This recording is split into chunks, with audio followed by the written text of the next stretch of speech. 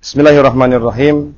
Hamdan wa syukran lillah, salatan wa salaman ala Rasulillah wa ala alihi wa ashabihi wa man wala, wa la haula wa la quwata illa billah, amma ba'd. Ada terjadi salah paham tentang sirah Rasulullah sallallahu alaihi wasallam. Ada yang memaknai bahwa Rasul sallallahu alaihi wasallam adalah pribadi yang lembut dan tidak bisa tegas. Ada yang mengatakan juga bahwa Rasulullah sallallahu alaihi wasallam itu sangat tegas sehingga meninggalkan sisi kelembutan. Sehingga ada dua aliran yang akhirnya tumbuh. Yang pertama, orang yang terlalu bermudah-mudahan dalam memahami syariat Islam, dan yang kedua adalah ada orang yang sangat ekstrim sehingga selalu mengatakan bahwa Rasul sallallahu alaihi wasallam adalah sosok yang tegas, maka kita harus tegas sebagaimana Rasulullah sallallahu alaihi wasallam. Dan tentunya itu adalah pemahaman yang keliru. Dua mazhab itu adalah dua mazhab yang tidak sesuai dengan apa yang telah dituntun oleh Rasul sallallahu alaihi wasallam. Kita harus mempelajari Rasulullah sallallahu alaihi wasallam secara utuh, sehingga kita bisa mengetahui bahwa Rasul sallallahu alaihi wasallam adalah sosok yang sangat lembut, sekaligus beliau juga sangat tegas di beberapa kondisi yang membutuhkan ketegasan. Kita akan menemukan satu jawaban tentang bagaimana kita bisa menjadi ummatan wasatan, umat yang seimbang tentang memahami Rasulullah sallallahu alaihi wasallam. Insyaallah kita akan bisa menemukan jawaban itu di Kutaib Sirah Nabawiyah. Mudah-mudahan insyaallah bermanfaat. Barakallahu fikum. Hadza wa sallallahu ala nabiyyina Muhammad wa ala alihi wa ashabihi ajma'in.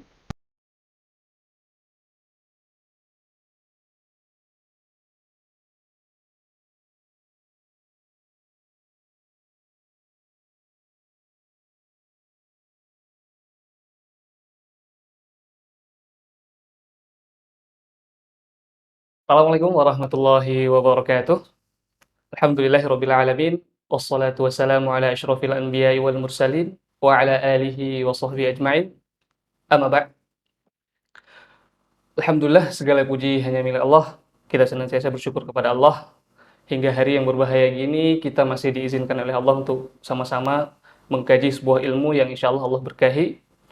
Dan alhamdulillah, acara kali ini kita akan mulai dengan tema yang mungkin sudah tidak asing lagi bagi kita, yang sudah sering kita dengarkan. Dan alhamdulillah juga guru kita sudah berhadir di hadapan kita, Ustaz. Ya.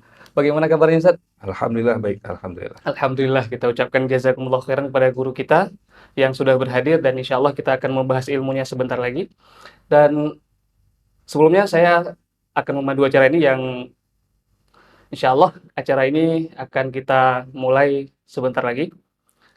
Baiklah, nama saya Faisal Deska, insyaallah kita langsung saja tanpa memperpanjang kalam, Ustaz. Jadi, tema kita kali ini tuh, Ustaz, berkaitan dengan kurikulum pendidikan Luqman, Ustaz. Ya, betul. Iya.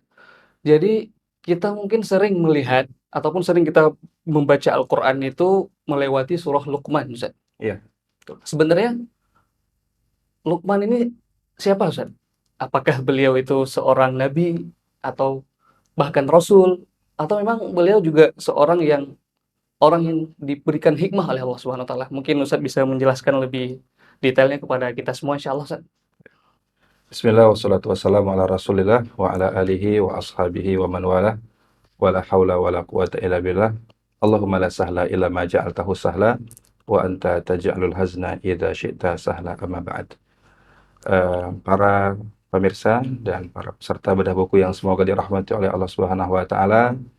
Pada hari ini saya senang sekali bisa kembali bersua dan berjumpa dengan Anda semua di bedah buku edisi Ramadan. Dan insyaallah tadi Ustadz Faisal Yudeska sudah memukadimahi kita dengan bertanya tentang siapa Luqman. Dan kurikulum tentang Luqman itu apa yang insyaallah akan kita bahas insyaallah. Nah, Luqman ini, Ustadz, beliau itu adalah orang yang diberikan oleh Allah hikmah. Dan menurut pendapat yang rajih, beliau adalah orang yang bukan nabi dan bukan rasul. Beliau diberikan hikmah oleh Allah Subhanahu wa taala. Bahkan kalau kita melihat dalam tafsir Jalalain, Beliau itu sebelum ketemu dengan Nabi pun itu sudah diberikan hikmah oleh Allah Subhanahu wa taala. Ya, beliau itu disebutkan hidup di zamannya Nabi Daud. Nabi Daud. Jadi beliau sudah memberikan wejangan petuah kepada masyarakatnya, dan ketika bertemu dengan Nabi Daud, beliau akhirnya meninggalkan fatwa, dan beliau itu berasal dari Habasyah, dari Afrika. Masya Allah. Berarti beliau juga bukan seorang nabi gitu Ustaz ya? Bukan, Masya dia bukan Allah. seorang nabi. Ya. Terus juga Ustaz tadi menyampaikan bahwa terkait seorang Luqman ini orang yang diberikan hikmah oleh Allah. Mungkin kita bertanya sebenarnya apa itu hikmah itu Ustaz? Betul. Jadi hikmah ini kalau misalnya kita analogikan itu seperti tali kekang kuda. Jadi kan kuda itu kan alat komunikasi, atau tali kekang kuda itu kan alat komunikasi. Kita tuh mau lari cepat, mau lari lambat, atau kita itu mau berhenti. Begitulah kira-kira analogi hikmah, seperti tali kekang kuda tadi. Nah, tapi kalau kita melihat dari tafsiran para ulama, itu setidaknya kita melihat ada tiga, tiga definisi tentang hikmah. Yang pertama, hikmah itu adalah al-fiqhu fid din. Paham kepada agama ini, itu adalah hikmah. Kemudian yang kedua adalah salamatul aqli, mempunyai akal yang selamat, dan yang ketiga adalah al-isabah fil qawli wal amal, benar dalam berkata-kata dan dalam beramal. Itu yang dimaksud dengan hikmah. Iya, berarti kurang lebih berarti ada 3 poin Ustaz ya, kurang lebih yang dimaksud dengan hikmah. Mungkin Ustaz bisa lebih mendetailkan lagi Ustaz maksudnya. Bagaimana ketiga poin itu yang mungkin bisa kita ambil faedah semuanya Ustaz insyaallah. Nah, jadi al-fiqhu fid din itu, Iya. dia tuh paham tentang agama ini, Ustaz. Dia itu belajar. Artinya ini, kalau belajar agama itu kan sumbernya jelas, Ustaz. Kalau di zaman Nabi Daud kan kitab sucinya Zabur. Ya. Kalau di zaman sekarang ini berarti kita ingin memahami agama itu melalui Al-Quran dan bersama dengan hadis Rasulullah SAW. Jadi tidak ada jalur yang lain kecuali jalurnya Al-Quran dan hadis Rasulullah SAW yang disampaikan oleh para ulama kita tentang ilmu dan hikmahnya. Sedangkan Salamatul Aqli ini, beliau itu memang terkenal dengan pribadi yang cerdas, dan beliau memberikan fatwa itu, fatwanya begitu diberikan itu langsung kena di hati, Ustaz, langsung kena di hati. Ya, contohnya seperti ini. Ketika satu kali beliau pernah didatangi oleh seseorang, dan orang itu mengatakan, wahai Luqman, saya berikan kepada kamu itu 1 ekor domba. Kemudian nanti setelah kamu sembelih, coba kamu keluarkan satu organ tubuhnya yang paling berbahaya, dan itu juga seperti manusia, berbahaya bagi manusia. Dan akhirnya ketika dikeluarkan itu dikasih lidah. Jadi lidah itu berbahaya. Kemudian besoknya datang lagi orang tersebut dan memberikan domba juga.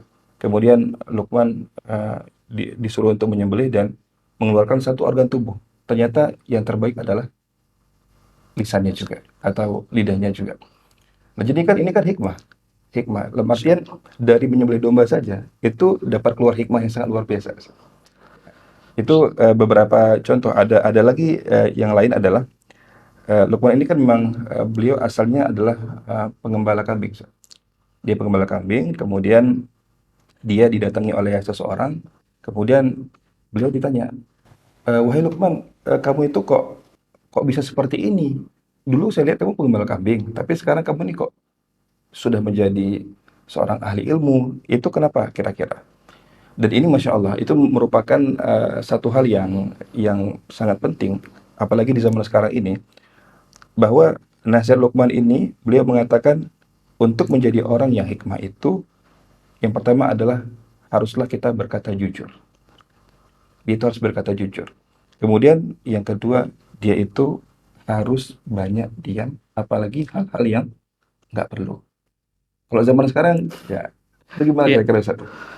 Wah, kalau zaman sekarang itu kan Ustaz, sekarang itu kita di zaman di mana orang-orang yang bebas berbicara, yang mereka tanpa mengerem itu mengeluarkan kata-kata yang mungkin kata-kata itu kalau dia terkena untuk dia sendiri itu bisa sakit hati gitu Ustaz. Iya. Tapi itulah Ustaz di mirisnya di zaman kita sekarang, karena memang kita berada di era yang penuh dengan teknologi, jadi orang-orang udah bebas berbicara, Ustaz. Ya, Kira-kira apalagi sekarang di media sosial. iya, Jadi semua orang bisa ngobrol, ya orang-orang baik bisa ngobrol, kemudian orang buruk juga ya ngobrol semua maunya gitu. Tapi ini adalah salah satu nasihat yang sangat luar biasa. Jujur dan diam, kecuali memang perlu untuk ngobrol yang perlu. Masya Allah. Berarti jujur dan diam, Ustaz ya. Betul. Kalau nggak salah juga ada hadis yang memerintahkan kita seperti itu. Apakah itu termasuk hadis yang sahih, Ustaz, yang agar kita banyak diam dan berkata seperlunya aja gitu, Ustaz? Iya. Itu kira gimana, Ustaz? Betul, itu bahkan Rasulullah SAW lebih tegas lagi dan lebih gampang lagi. Beliau memulai dengan sabda beliau, "Man kana yu'minu billahi wal yawmil akhir, falyakul khairan aw liyasmut." Ya, barang siapa yang beriman pada Allah dan hari akhir. Jadi masalah ngomongin ya, Ustaz Faisal tuh, itu nggak hanya sekedar masalah dunia, Ya, tapi Rasul Shallallahu Alaihi Wasallam hubungkan itu dengan hari akhir, akhirat. Jadi beriman pada Allah dan beriman pada hari akhir. pada hari akhirat. Maka hendaklah dia berkata baik atau dia Diam. diam. Jadi berkata baik itu perlu. Jangan juga diam-diam terus. Karena ada orang yang dia itu diam terhadap kebatilan. Itu adalah satu hal yang keliru juga. Iya. Jadi kalau misalnya ada kekeliruan itu kita luruskan. Tapi kalau misalnya kita nggak perlu komen, ya, sehingga muncullah istilah namanya ruwaibidah. Nah, ruwaibidah itu ya kalau sekarang ini nggak perlu kita kasih contoh karena contohnya terlalu banyak, Sir. Ya. Jadi ruwaibidah itu artinya orang yang dia tuh nggak pintar, dia itu nggak cerdas, dia tuh tidak berilmu, tapi ngomongnya tinggi saja. Sir. Itu terjadi di zaman sekarang itu dan banyak sekali. Ya, ada orang yang dia itu bukan ahli ilmu tapi ngomongin tentang ilmu. Bahkan yang lebih miris lagi, dia itu mungkin tidak pernah bersentuhan dengan ulama, tapi ngomongnya tentang syariat. Itu yang kita sedihkan di zaman sekarang itu. Iya. Berarti memang kita di zaman yang sangat banyak hal yang demikian, Ustaz ya. Ya. Kira-kira Ustaz, tata cara ataupun tips bagi kita ini agar bisa lebih mengelola lisan kita seperti tadi tentang hikmahnya seorang Luqman yang memberikan contoh itu tentang lisan, baik yang itu yang mulia ataupun yang sangat hina. Itu gimana? Kira-kira gimana, Ustaz? Kalau contoh dari berkata diam itu bisa kita aplikasikan di kehidupan kita, Ustaz. Jadi ya tadi yang kita bacakan Ya. sabda Rasulullah SAW, barang siapa yang beriman pada Allah dan hari Akhir. akhir. Nah, jadi memang inti dari pendidikan Islam itu nanti muaranya adalah mengajak orang untuk beriman kepada Allah dan beriman kepada hari akhir. Ya, Ustaz Faisal kan juga seorang guru, Ustaz. Nah, itu kan biasanya kalau misalnya tentang tema alam atau tema manusia itu kan biasanya di tema alam itu di tema manusia itu kan nanti eh, ketika kita merancang kurikulumnya itu kan ya itu nanti kita tulis apa kira-kira iman yang bisa kita ambil dari sini. Ya, misalnya kita membahas tentang gunung misalnya atau kita membahas tentang hewan. Hewan itu bukan hanya sekedar ciptaan Allah Subhanahu wa taala tapi dia itu bisa kita ambil dari sisi hikmahnya itu apa atau dari sisi keimanannya itu apa. Jadi kalau misalnya zaman sekarang ini kalau kita katakan barang siapa yang berkata buruk maka dia akan dihukum. Itu kira-kira bagaimana tuh? Orang lomba-lomba kan? Saya pengen juga dihukum ini gitu. Gitu kan. Atau misalnya kalau orang yang berkata baik dia akan diberikan hadiah. Enggak semua juga orang berkata baik. Tapi kalau misalnya kita tanamkan dia dari kecil, dari dia masih dini, kita ajarkan dia iman pada Allah, iman pada hari akhir. Ya, kalau misalnya kamu itu ingin mendapatkan pahala, maka caranya adalah dengan seperti ini. Karena Rasulullah SAW beliau itu dikenal sebagai pribadi yang jujur dan tidak berkata kecuali yang penting baik-baik. Penting. Jadi kuncinya adalah ajarkan iman kepada Allah dan ajarkan iman kepada hari akhir. Kemudian dan yang satu lagi adalah ajarkan anak-anak kita untuk cinta kepada Rasulullah SAW. Itu mudah sekali untuk kita ajarkan kepada anak kita, insya Allah. Ya, berarti memang kurikulum pendidikan itu memang sangat penting gitu, Ustaz ya. Ya. Ya, sebagaimana mungkin kita bisa tadi sudah membahas tentang seorang Luqman yang beliau penuh dengan hikmah gitu Ustaz. Berarti ketika beliau mempraktikkan kehidupannya kepada ataupun menanyakan bagaimana kepada anaknya itu polanya itu bagaimana Ustaz? Misalkan oh kita harus seperti ini mendidik anak itu cara Luqman mendidik itu seperti apa? Ustaz? Baik. Jadi Luqman, Ya, Masya Allah, dari zaman dahulu sampai zaman sekarang itu konsep tidak berubah. Itu namanya konsep, Ustaz. Kalau misalnya tren tadi, itu bisa berubah. Itu mungkin tren jangankan per tahun, Ustaz, mungkin bisa per bulan, Ustaz. Maksudnya, tren bulan ini itu bisa beda. Makanya kita melihat anak muda itu kenapa sukanya kok tren. betul. Padahal kita ketika berbicara tentang pendidikan itu, kita berbicara tentang konsep. Ya. Kalau misalnya tren kan ada saja caranya, tapi kalau misalnya konsep itu bertahan. Dari zaman Luqman, dan beliau itu sejaman dengan Nabi Daud itu, Ustaz. Sampai zamannya Nabi Muhammad SAW, bahkan sebelumnya, zaman Nabi Ibrahim, di zaman Nabi Nuh, itu konsep yang digunakan itulah konsep dialog. Jadi konsepnya itu konsep dialog. Bukan konsep yang mungkin happy-happy jalan-jalan atau gimana, tapi konsep yang paling besar, dan itu dipotret oleh Allah Subhanahu wa taala dalam Al-Qur'an. Dari 17 dialog, Ustaz, antara seorang orang tua dan anaknya. Itu 14 dialognya itulah dialog antara ayah dan anak. Kalau misalnya di zaman sekarang ini, ya, bisa jadi ayah itu cuman sekedar apa namanya, mesin ATM aja, Ustaz. Iya, Mesin sekedar ATM aja. Jadi sekedar memberikan jadi misalnya gitu. uang sekolah berapa sih, transfer. Kemudian ini berapa sih, itu langsung dikasih. Tapi tidak memberikan nilai-nilai pendidikan atau dialog yang khusus kepada anak-anak mereka. Berarti caranya dialog gitu salah satu Ustaz Ya. caranya. Kalau Lukman ada nggak dialog Lukman kepada anaknya itu Ustaz yang mungkin bisa kita bilang bisa kita contoh di kehidupan kita sehari-hari Ustaz? Dia Luqman itu Masya Allah ya. Luqman itu kan bukan nabi beliau ya. Beliau bukan nabi, kemudian beliau juga bukanlah seorang rasul. Beliau adalah seorang yang diberikan hikmah. Ya.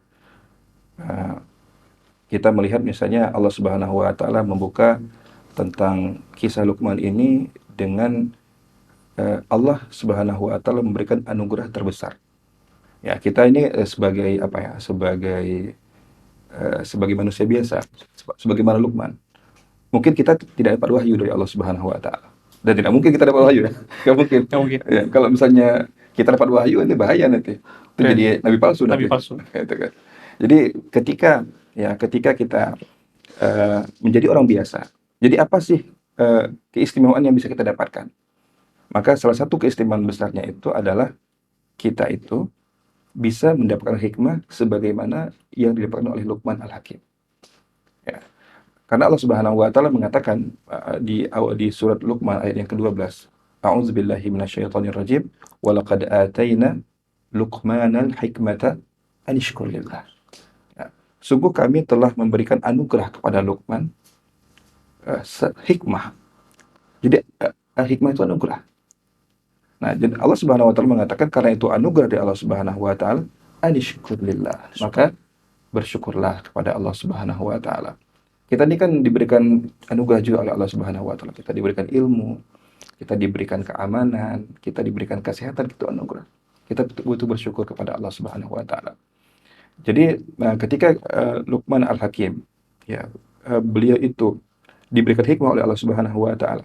Bahkan seingat saya bahwa yang kurikulum yang terkandung dalam dialog Luqman itu bahkan kurikulum utuh dari ayat yang ke-13 sampai ayat yang ke-19, Ustaz. Panjang, Ustaz. Panjang itu. 13 sampai ke 19 berarti. Bisa dikatakan kalau misalnya dalam mushaf itu sekitar satu halaman, Ustaz. Iya, kurang lebih sekitar satu halaman. Satu halaman, Ustaz. Dan yang sepengetahuan saya itu tidak ada satupun yang petuah atau dialog yang sepanjang itu dalam Al-Quran. Padahal kan ada dialognya Nabi Ibrahim. Tapi kan dialog Nabi Ibrahim kan pendek itu.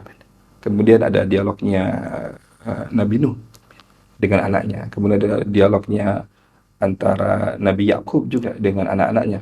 Tapi dialognya Luqman yang beliau bukan nabi itu panjang, bahkan itu kurikulum tersendiri, Ustaz. Ya, jadi itu bukan hanya sekedar nasihat biasa, tapi itu adalah kurikulum yang sangat luar biasa yang bisa kita gali dengan izin Allah Subhanahu wa taala. Iya, Masya Allah. Berarti tadi Ustaz menyampaikan pesan ataupun yang berkaitan dengan wasiat Luqman itu sampai hampir 1 halaman gitu Ustaz ya? Itu halaman. 1 halaman. Masya Allah. Berarti nabi-nabi lain saja mungkin cuma sebatas, ya nggak terlalu panjang dialognya Ustaz. Betul. Ya, berarti sangat istimewa beliau gitu Ustaz. Ya. Ya.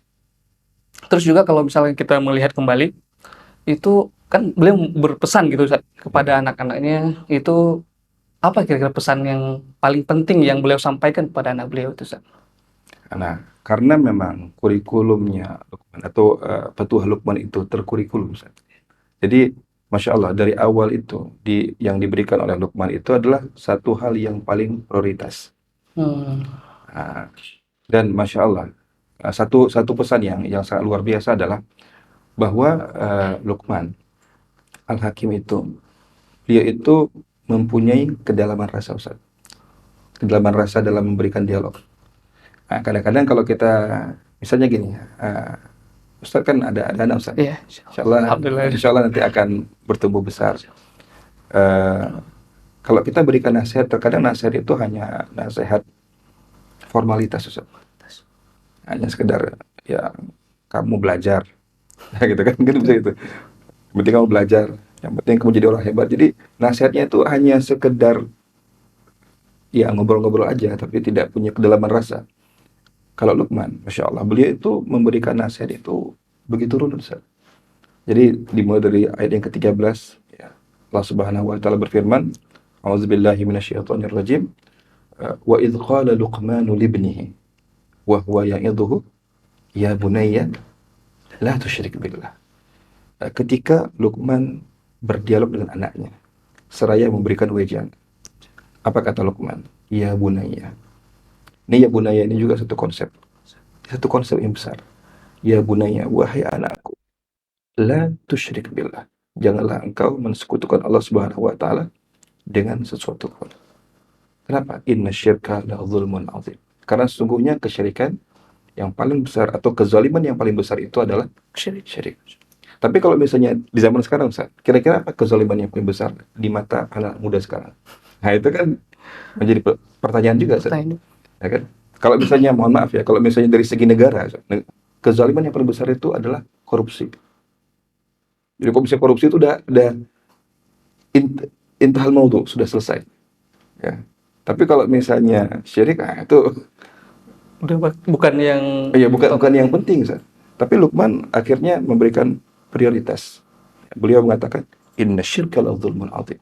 Sesungguhnya kesyirikan itu adalah kezaliman yang besar. Jadi ini memang satu konsep yang itu nantinya insya Allah bisa kita aplikasikan dalam dialog kita kepada anak-anak kita. Jadi dialog di sini pesannya adalah dialog dengan anak-anak kita itu adalah seputar tauhid kepada Allah Subhanahu wa taala, mengesahkan Allah Subhanahu wa taala, menumbuhkan cinta anak-anak kita kepada Allah Subhanahu wa taala. Itu yang dialog yang harus kita sampaikan kepada anak kita. Ya, berarti dialognya itu harus berurutan gitu, Ustaz. Ya. Mulai dari yang paling penting sampai mungkin kita urutkan ke yang di bawahnya. Urutan berarti berurut gitu. Jelas, Ustaz ya. Ya. Ada prioritas. Ada prioritas berarti ya. Masya Allah. Jadi tauhid itu adalah pondasi. Kira-kira Ustaz, kok pondasi itu rubuh gimana, Ustaz? Ya udah, bangunannya juga rubuh.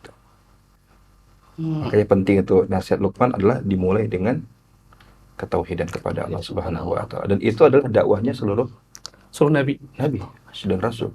Ya, bahkan itu nanti ketika Rasul sudah wafat, itu estafet kepada para sahabat, para tabi'in sampai kita sekarang. Jadi memang prioritas kita itu adalah bagaimana mengajarkan cinta kepada Allah, kemudian juga mengajarkan cinta kepada Rasulullah Sallallahu Alaihi Wasallam. Iya, berarti berurut, Ustaz ya. Sedangkan kita tadi Ustaz sudah menyampaikan bahwa urutan di kita ini sudah salah gitu, Ustaz ya. Oh, itu wallahu a'lam, karena tren tadi, Ustaz. Iya, karena tren.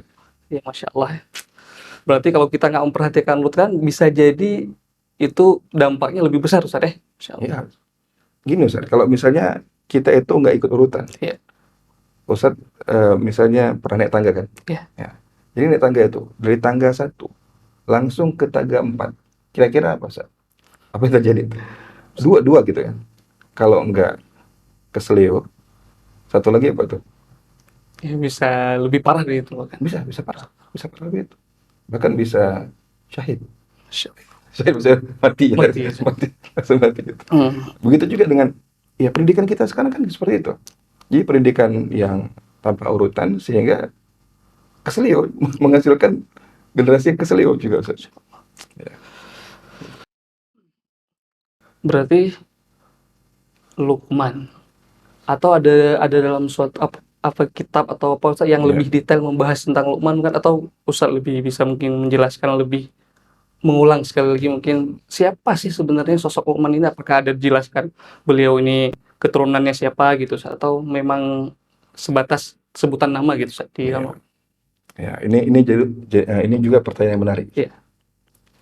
Jadi kalau misalnya kita itu adalah keturunan dari ulama siapa Iya. atau bangsawan siapa misalnya, kita biasanya bangga guys, bangga. Apalagi itu adalah ulama yang produktif, kemudian bangsawan juga yang baik gitu ya. Ada juga bangsawan yang nanti sejarahnya buruk gitu. Nah, kemudian kalau misalnya Luqman ini, wallahu alam, setahu saya beliau itu orang biasa saja, Ustaz. Orang biasa. Jadi eh, ini ada hikmahnya juga, ada hikmahnya juga. Kenapa Luqman itu orang biasa?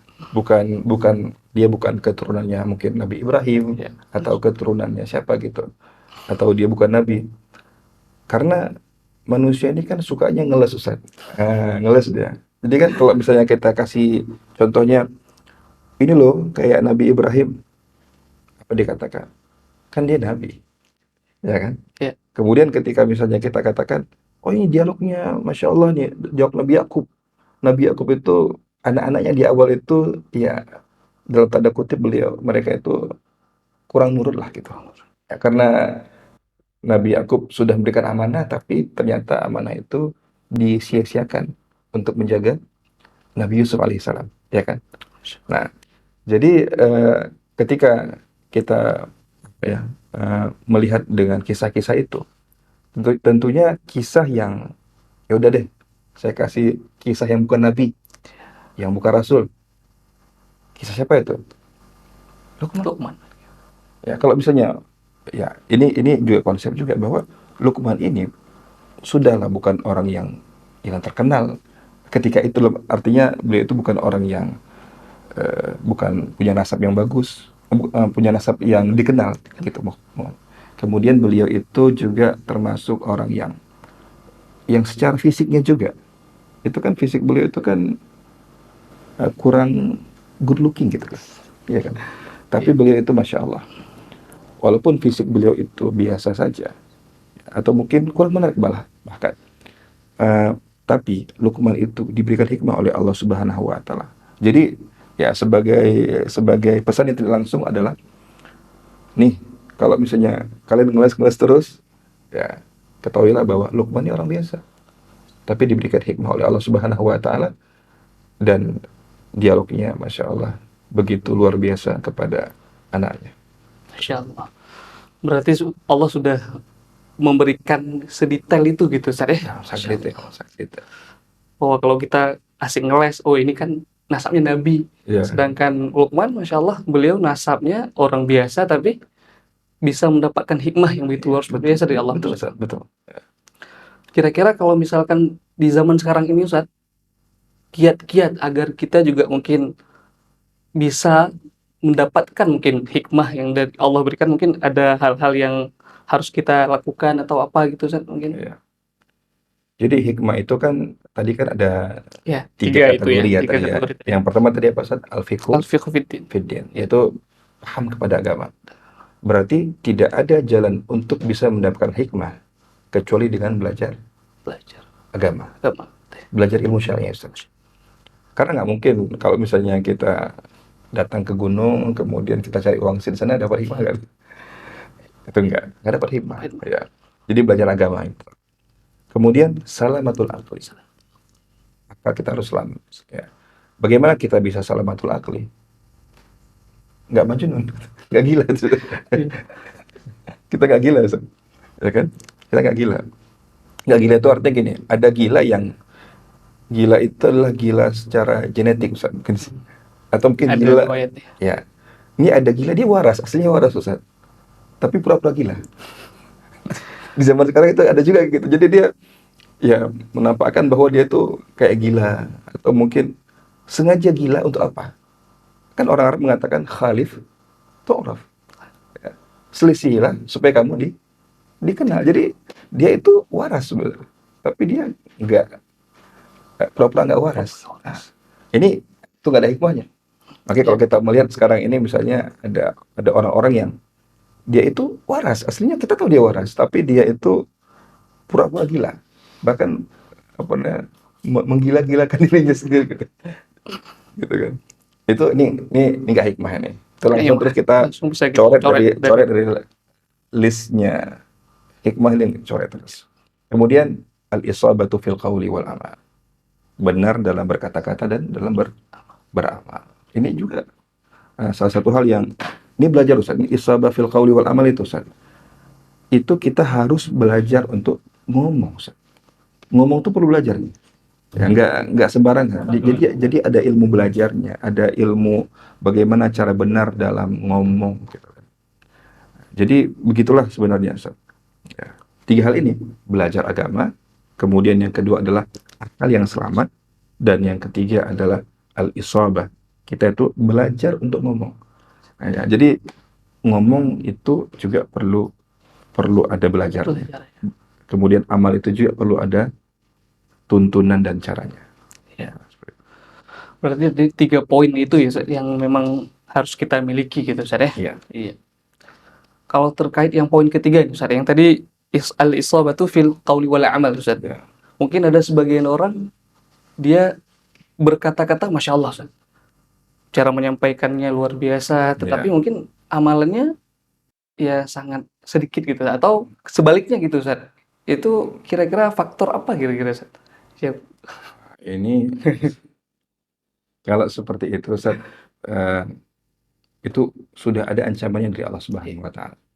Di surat As-Saff itu ya Allah Subhanahu wa taala mengatakan ya ayyuhalladzina amanu lima taquluna ma la taf'alun. Wahai orang-orang beriman, ya, kenapa kalian ya mengatakan sesuatu tapi kalian tidak mengerjakan? Kabura maqtan indallahi an taqulu ma la taf'alun. Sangat besar dosanya di sisi Allah Subhanahu wa taala kalau kalian itu hanya berkata-kata tapi tidak beramal. Itu bahaya sekali itu. Ya, bahkan ada ancaman dosa besar. Dan itu kalau misalnya kita lihat ya dari modelnya para sahabat itu. Atau mungkin dari modelnya umat-umat terdahulu. Itu kan ada umat-umat yang dia umatnya orang itu adalah orang yang dia punya ilmu tapi dia tidak beramal. Contohnya siapa tuh?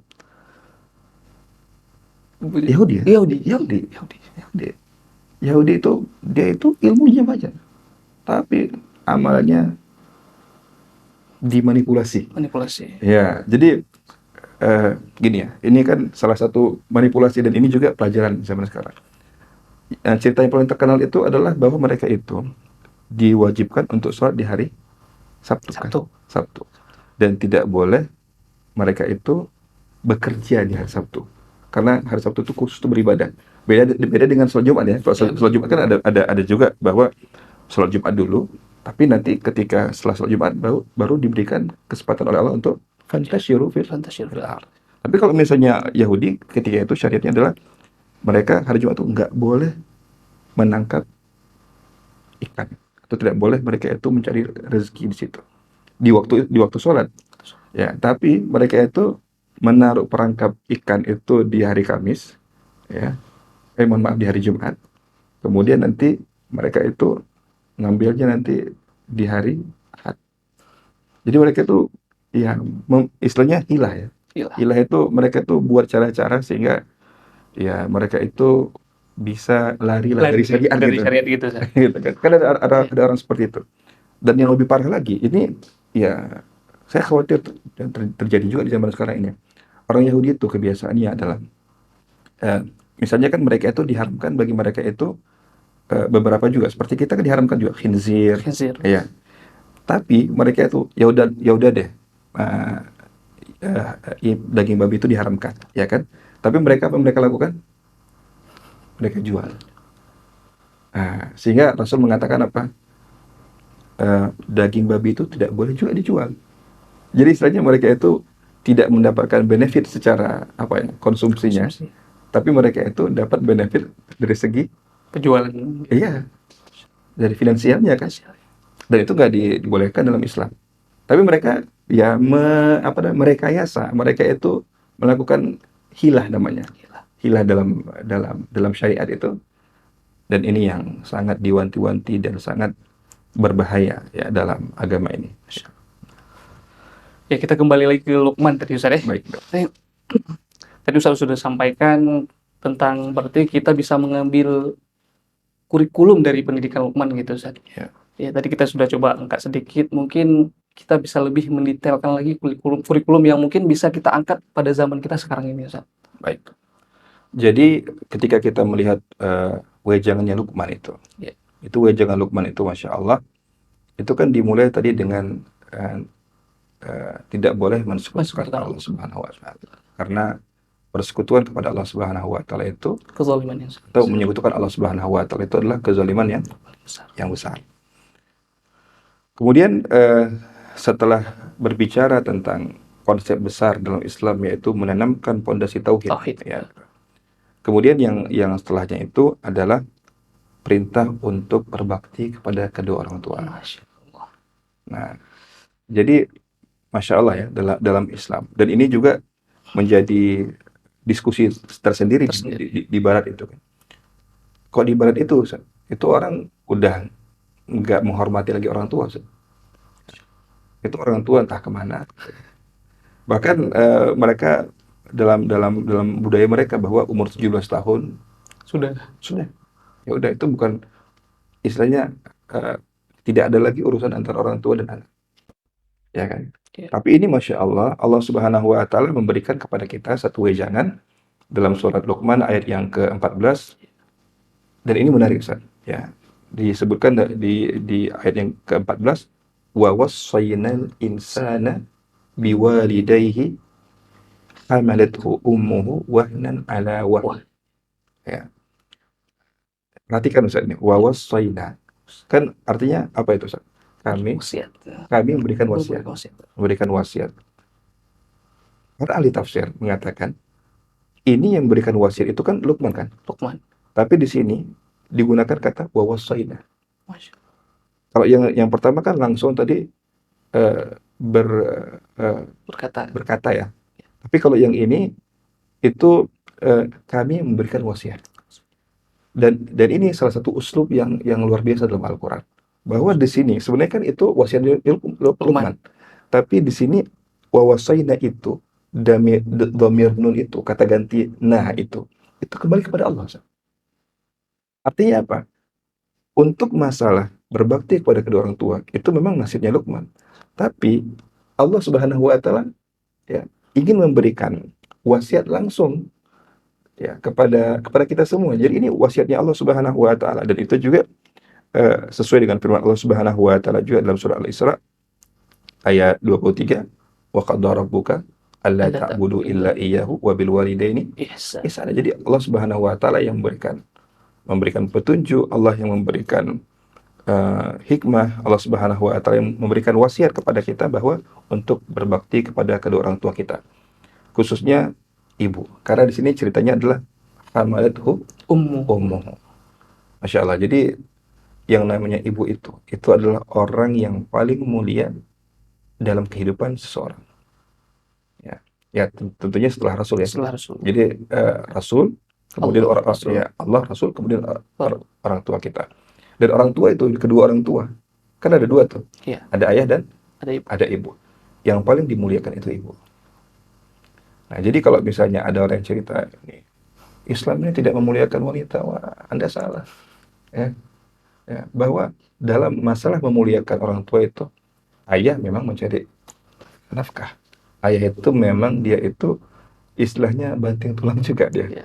Tapi Masya Allah, yang namanya ibu itu, walaupun kerjanya di rumah, Ustaz. Iya. Ini juga nih ya, kerjanya di Iya, rumah. di rumah. Tapi walaupun kerjanya di rumah, beliau itu adalah orang yang harus paling kita berbakti kepada ibu kita. Kenapa? Hamalathu ummuhu wahnan ala wahn. Kita itu dikandung 9 bulan, Ustaz, Masya Allah. Di dalam kandungan ibu itu kemana-mana. Ya, ibu ke pasar, kita ikut. Ya, ibu lagi nyuci, kita ikut. Jadi, semuanya kita ikut, Ustaz. Ya. Kemudian setelah itu kita dilahirkan. Itu berat, Ustaz. Perjuangan melahirkan itu berat. Ya, apalagi kalau misalnya proses kelahirannya itu normal, Ustaz. Normal. Ya kan, itu berat sekali. Kemudian wafisaluhu. Wafisaluhu itu artinya disapih. Ya, dan akhirnya disusui selama 2 tahun ya itu 2 ya, tahun. di tahun berturut-turut. Kemudian di sini juga perintah untuk bersyukur. Anishkurli wali walidayka. Hendaklah bersyukur kepadaku dan bersyukur kepada kedua orang tua kalian. Ilayyal masir, dan kepadakulah kalian kembali. Ini kan cerita tentang hari akhir. Hari akhir. Hari akhir. Jadi hubungan kita itu tadi syirik, menjauhi syirik tadi. Kemudian kita berbakti kepada kedua orang tua itu ada tema syukur dan ada tema beriman kepada Allah dan hari akhir. Nah, di sini menariknya. Dan yang menariknya konsep yang di ayat yang ke-15 itu. Ini untuk menunjukkan bahwa ya umat Islam sekarang itu memang sangat memang tidak membaca Al-Qur'an. Ya, kalau misalnya kita melihat misalnya ada sebagian umat Islam tapi dia itu berkata-kata kasar dengan orang tuanya, itu sangat menyedihkan, Ustaz. Karena untuk setingkat ini, Ustaz, ya dikatakan dalam Al-Qur'an dalam surah Luqman ayat 15 tadi, wa in jahadaka, ya kalau ya mereka itu menyuruh atau bukan menyuruh, memaksa kalian untuk mensekutukan aku. Padahal itu kan dosa besar ya, syirik ya. Ma laisa laka bihi ilm. Sedangkan kamu tidak punya ilmu di situ. Ya, fala tuti'huma. Jangan sekali-kali kalian mentaati perintah mereka berdua. Tapi tidak sampai di situ. Karena apa? Kadang ini orang tua ini bukan Islam, misalnya orang tua ini nggak beriman. Enggak. Memang tidak taat dalam bab apa? Mengajak atau dipaksa untuk mensekutukan Allah Subhanahu wa taala. Tapi wasahibhuma fid dunya ma'rufa, ya. Tapi hendaklah kalian bersahabat ya dengan mereka berdua itu di dunia ini secara ma'ruf, secara baik, ma'rufa. Kemudian wattabi' sabila man anaba ilai. Ikutilah ya jalan yang menuju kembali kepadaku. Summa ilayya marji'ukum fa unabbi'ukum bima kuntum ta'malun. Kemudian kepadakulah tempat kembali kalian dan aku akan mengabarkan kepada kalian, kata Allah Subhanahu wa taala, tentang apa yang kalian kerjakan. Jadi memang konsep tentang berbakti kepada kedua orang tua ini konsep yang sangat kokoh dalam Islam. Sehingga walaupun ya tadi ada sebagian kaum muslimin yang memang ya mereka keliru, mungkin masih membentak kedua orang tuanya dan sebagainya. Tapi secara umum kaum muslimin itu adalah umat yang paling baik dalam berbakti kepada kedua orang. Insyaallah. Berarti berbakti itu memang ibadah yang sangat utama setelah kita memang tidak menyekutukan Allah gitu, Ustaz ya. Kita beribadah kepada Allah tanpa mensyirikkan Allah dengan sesuatu apapun, kemudian berbakti kepada kedua orang tua. Berarti memang tema khusus berbakti ini memang harusnya kita kupas di lain waktu gitu ya, karena memang ini ada judul tersendiri yang sangat panjang kalau misalkan kita bahas tentang berbakti kepada orang tua, Ustaz. Iya, betul. Ya. Tapi di sini kita mau fokusin, misalkan nih Ustaz, ada pertanyaan, Ustaz, saya orang tua sudah tidak ada gitu, Ustaz. Kira-kira bagaimana cara saya berbakti kepada orang tua, Ustaz? Nah, itu bagaimana, Ustaz?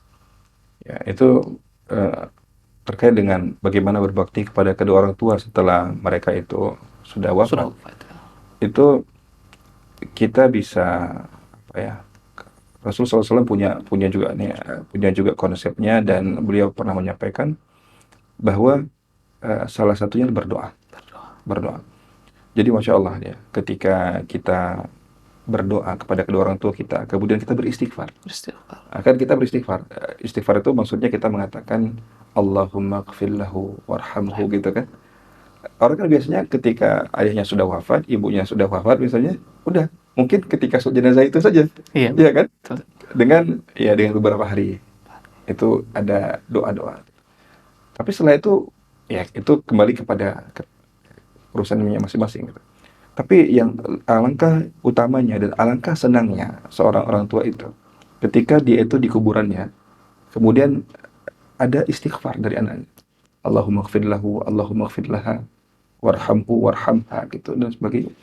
Sehingga ada dalam sebuah hadis disebutkan bahwa orang yang ada di kuburan itu nggak tahu tiba-tiba ya kok ada amalan yang begitu luar biasanya, ya kan? Padahal menurut dia kan kita yang paling tahu tentang kualitas ibadah kita. Dia katakan bahwa saya nggak beribadah sehebat itu, tapi kok dapat kucuran ibadah yang sangat pahala yang sangat luar biasa. Kemudian disebutkan bahwa beliau itu ya Anda itu diberikan limpahan itu oleh anak Anda. Ini karena adalah wujud dari istighfarnya anak Anda. Nah, itu kan. Jadi kita mendoakan mereka, kita beristighfar untuk mereka dan sebagainya. Kemudian kalau misalnya dalam hal yang lain misalnya bahwa ketika kita menyambung tali silaturahim dengan sahabat ayah kita. Nah, itu misalnya ada sahabat ayah, itu kita datangin paling kurang kita ajak ngobrol atau kita bawain kopi, atau kita bawakan kue gitu atau hadiah kita berikan kepada dia. Atau mungkin kalau kita punya skill tertentu, misalnya kita mau bantu misalnya dia itu butuh sesuatu yang perlu dibuat, misalnya kita punya skill untuk misalnya buat kursi, dia pengen buat kursi misalnya gitu kan, ini untuk Bapak kali ini saya kasih ini secara gratis. Nah, bisa seperti itu kita berikan kepada sahabat ayah kita. Sebagaimana Rasulullah SAW ya, salah satunya adalah cerita Khadijah itu ya. Iya benar. Khadijah sudah wafat, tapi masih memberikan daging. Itu dia. Anak-anaknya masih. Iya. Ya diberikanlah semua sahabat-sahabatnya Khadijah itu diberikan. Iya. Gitu. Masya Allah. Berarti walaupun orang tua kita sudah wafat, kita juga masih bisa berbakti gitu. Masya Allah. Bagaimana indahnya gitu, Ustaz. Masya Allah. Kemudian kita kembali ke tentang wasiat Luqman tadi, Ustaz, bahwa berbuat baik kepada kedua orang tua gitu, Ustaz. Kan tentunya nggak mungkin seorang anak bisa berbuat baik kepada orang tua tanpa didikan yang bagus dari kedua orang tuanya ketika anak itu masih kecil, Ustaz. Nah, itu kan kembali ke ketika Luqman pertama tadi menasihati anaknya jangan menyekutukan Allah, kemudian juga ya berbuat baik gitu. Berarti kan proses itu nggak gampang gitu, Ustaz. Menjadi orang tua harus mendidik seorang anak menjadi anak yang benar-benar nanti berbakti kepada orang tua. Nah, itu kira-kira bagaimana tips-tips ataupun cara yang terbaik agar kita bisa melahirkan generasi yang soleh-solehah insyaallah. Ya. Ini mungkin tadi saya ingin menyampaikan sedikit ya, bahwa memang Islam ini punya konsep. Ya, punya konsep ya. Karena gini Ustaz, kalau misalnya tips tadi Ustaz, ini kita ngomong masalah tips. Iya. Kalau tips itu bisa jadi cocok di saya, tidak cocok di Ustaz Faisal. Oh gitu. Iya. Itu tips. Tapi kalau konsep itu dia itu bisa nanti tinggal misalnya tips itu kita umpamakan dengan baju Ustaz. Iya. Misalnya baju saya kasih ke Ustaz Faisal, kira-kira cocok nggak? Iya benar. Masya Allah. Atau baju Ustaz Faisal, misalnya saya nggak ada baju nih kan, saya minta Ustaz Faisal, cocok nggak tuh? Nggak cocok. Tapi kalau misalnya konsep, yang namanya konsep itu Masya Allah. Konsep itu artinya Anda kasih dengan antum itu langsung mesin jahitnya. Terserah antum buat gimana, size-nya seperti apa gitu. Nah gitu. Nah, jadi ketika kita berbicara tentang konsep itu, ya, ini banyak konsep besar, tapi salah satunya dari doa kita. Makanya di mana-mana itu saya sering ngobrol dengan ibu-ibu, biasanya ibu-ibu nih, ibu-ibu gitu. Ayah-ayah juga ada juga sih, gitu. Tapi ibu-ibu. Ya, jadi ngobrol dengan ibu-ibu itu, saya katakan, Bu, coba kita terjemahin doa yang sering kita panjatkan kepada Allah untuk kedua orang tua kita atau mungkin anak kita untuk kita. Apa itu doanya?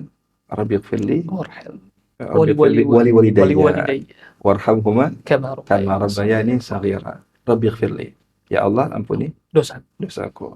Wali walidayya, dan dosa kedua orang. kedua orang tua. Kemudian apa? Warham Warhamhuma, dan berikanlah rahmat kepada mereka berdua. Kama rabbayani saghira. saghira, sebagaimana. Mereka menyayangi atau mendidik ketika masih kecil. Jadi kan terjemahan yang biasa itu Iya. dalam misalnya kan apa itu? Sebagaimana mereka menyayangiku di waktu Kecil. kecil. Kan kalau sayang itu kan umum, Ustaz. Umum. Nggak mungkin ada orang tua yang nggak sayang, Ustaz. Iya, betul. Ya kan? Kecuali ya nggak tahu sekarang di fenomena zaman sekarang ada juga orang tua yang nggak sayang. Beberapa hari yang lalu saya mendengar itu bahwa ada anak yang diletakkan begitu aja di jalan, nggak ada juga gitu. Tapi ya secara umum Pasti ya sayang gitu kan. Kalau sayang itu ya nggak mungkin lah gitu nggak sayang.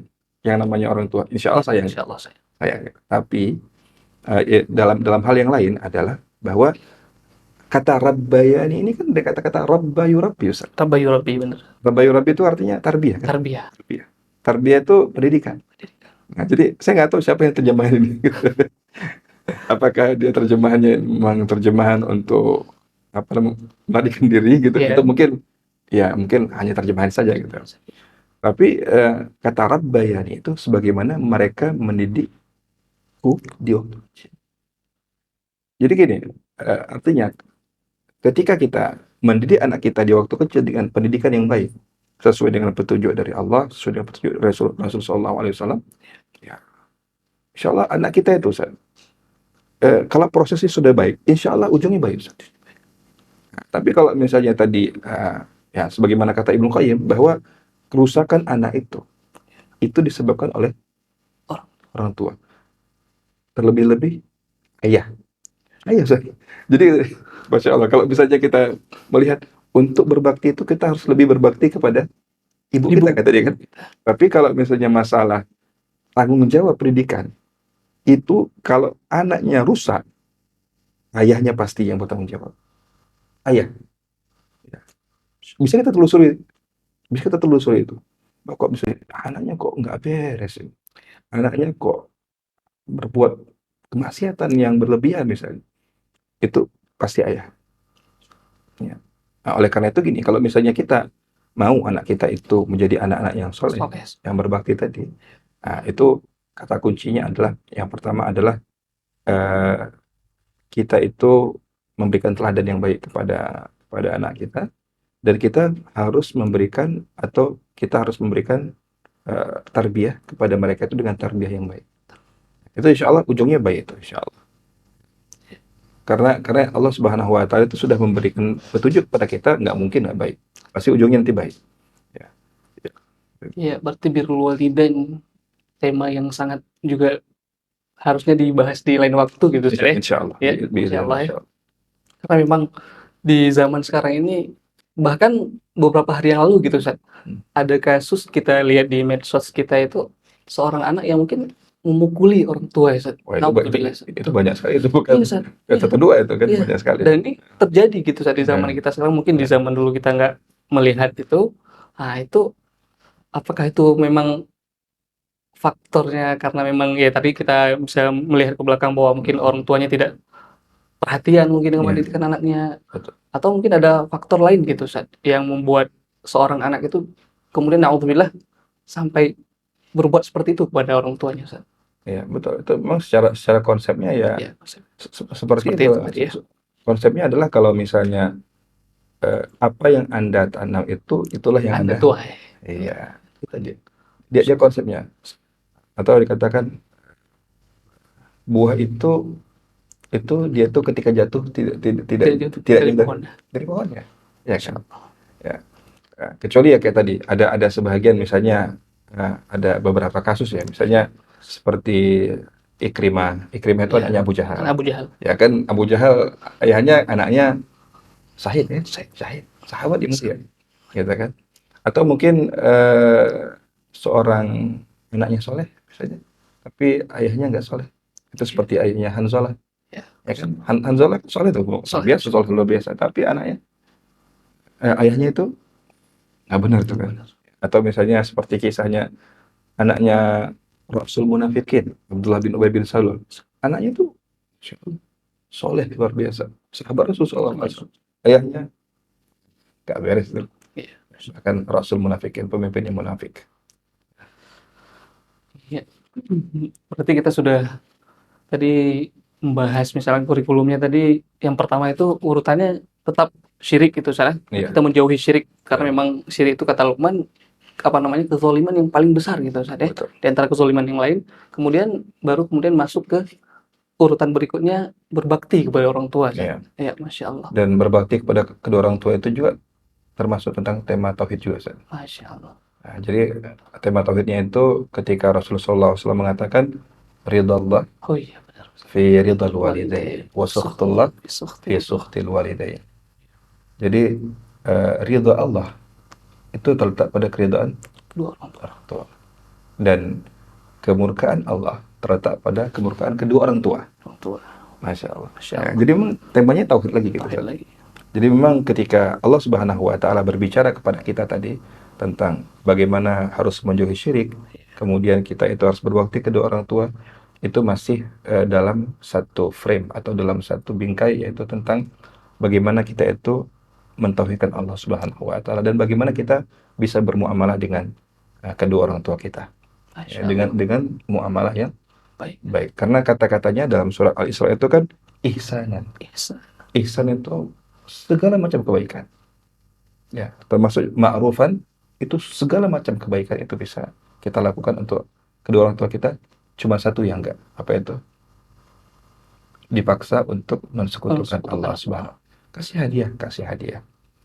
Atau misalnya kita mau ngajak dia jalan-jalan, silahkan kita ajak jalan-jalan.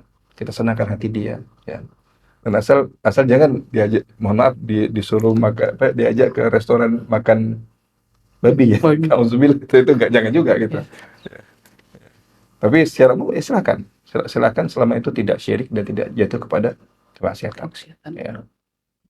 Kemudian juga mungkin ada satu yang dalil itu saat yang mungkin kita sudah sering dengar, yang berbakti kepada orang tua diulang untuk ibu itu sampai 3 kali gitu Ustaz. Ya. Ya, sedangkan ayah hanya penyebutannya 1 kali gitu Ustaz. Mungkin apakah ada pemahaman dari hadis ini yang kenapa bisa Rasul itu mengulang kata-kata ibu sampai 3 kali gitu Ustaz? Ya. Itu tadi di surat Luqman ayat yang ke-14 tadi.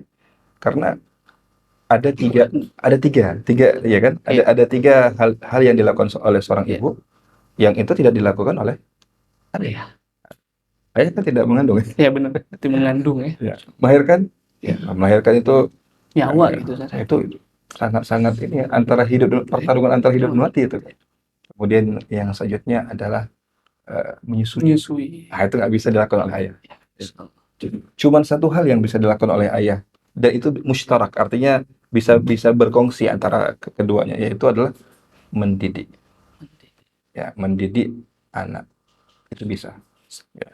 Oleh karena itu tema itu kan adalah al-ummu madrasatun nanti kan? Ya, al-ummu madrasatun idza a'dataha an a'data sya'ban thayyibal a'raf. Ibu itu adalah madrasah.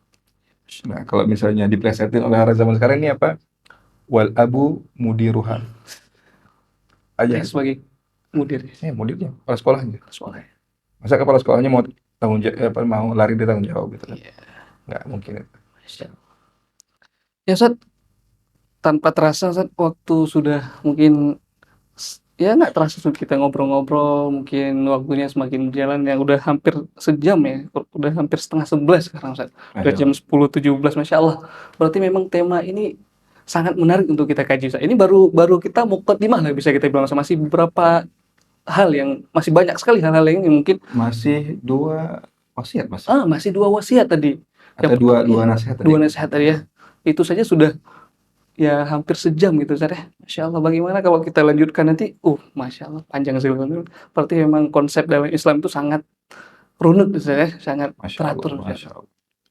Iya, Masya Allah. Berarti Ustaz, mungkin dari 2 poin tadi yang sudah kita bahas Ustaz, dari yang pertama mungkin wasiat yang pertama tentang kita beribadah pada Allah tanpa mensyirikkan Allah dengan sesuatu apapun. Kemudian yang kedua itu yaitu berbakti ya kepada kedua orang tua. Mungkin kita ambil kesimpulannya gimana gitu Ustaz. Misalnya apa yang bisa kita simpulkan ataupun rangkuman dari yang sudah kita bahas tadi Ustaz, biar sama-sama Iya. kita mendapatkan faedah yang bermanfaat insyaallah. Ya.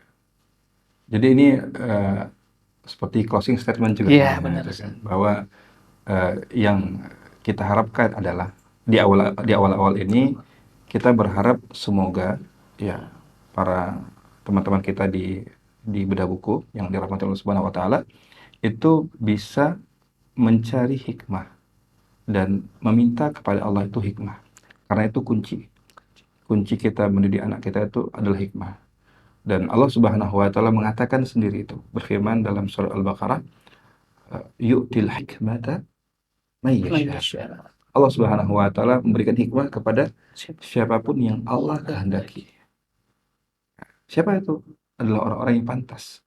Dan kita meminta kepada Allah untuk menjadi orang yang pantas diberikan hikmah. Dan Allah mengatakan, wa may yu'tal hikmata, dan barang siapa yang diberikan hikmah, faqad utiya khairan katsira. Dan barang siapa yang diberikan hikmah, maka dia telah mendapatkan kebaikan yang sangat banyak. Masya Allah. Jadi memang hikmah itu. Jadi kalau misalnya orang tua tidak hikmah, itu nggak jadi anak tuh. Iya, benar. Anak itu nggak matang deh. Sama seperti kalau misalnya arsitektur juga Ustaz, tergesa-gesa, dia tidak akan dapat bangunan yang bagus. Ya, itu Ustaz. Insyaallah. Ya, teman-teman peserta bedah buku yang semoga dirahmati Allah Subhanahu wa taala, Masya Allah. Kita sudah sama-sama mendengarkan kajian ilmu yang sudah disampaikan oleh guru kita Ustadz Bedoy Razi. Masya Allah ilmunya sangat bermanfaat Insya Allah Ustadz untuk kita, dan kita berharap kita mampu mengaplikasikan Ustadz. Itu yang paling penting dari tidak hanya sekedar kita ikuti kajian, kemudian kita abaikan begitu saja, ataupun kita lupakan begitu saja. Tapi inti dari itu kan aplikasi gitu Ustadz. Ya. Masya Allah, Ustadz. Semoga kita berharap agar nanti kita mampu mengaplikasikan di kehidupan kita sehari-hari Ustadz. Allahumma amin. Amin. Ya Rabbal alamin. Mungkin terkait tadi apa namanya, sebelum kita tutup nih Ustaz, sebelum kita tutup tadi sudah poinnya sudah dapat kita ambil kesimpulannya bahwa memang yang seperti Ustaz sampaikan tadi akan apa namanya, berarti urutan dari kurikulum itu memang sudah ya sistematis dan sangat tersusun rapi gitu Ustaz ya. Dan kita baru membahas 2 poin, dan insya Allah kita nanti mungkin akan melanjutkan gitu Ustaz ya. Insyaallah. Ya, peserta yang mengikuti kegiatan ini, agenda ini, ataupun kajian ini, dimanapun saya berada, kita ucapkan jazakumullah khairan yang sudah meluangkan waktunya untuk mengikuti kajian ini, dan insya Allah Allah akan memberkahi kegiatan yang memang di dalamnya itu yang dibahas itu seputar ayat Al-Quran, hadis Nabi, dan hal-hal yang bermanfaat lainnya. Insya Allah Allah akan berkahi. Kita mohon agar kita selalu diberkahi oleh Allah di mana saja kita berada. Dan kemudian mungkin yang terakhir, sebelum kita akhiri, kita juga sama-sama menutup kajian ini dengan kita baca doa kafaratul majelis agar yang sudah kita bahas tadi, insya Allah kalaupun di situ ada kesilapan karena dari diri kita, bisa Allah ampuni, dan yang bermanfaat memang agar itu semua bisa menjadi ataupun bisa kita aplikasikan gitu sehari-hari di kehidupan kita. Itu yang paling kita inginkan.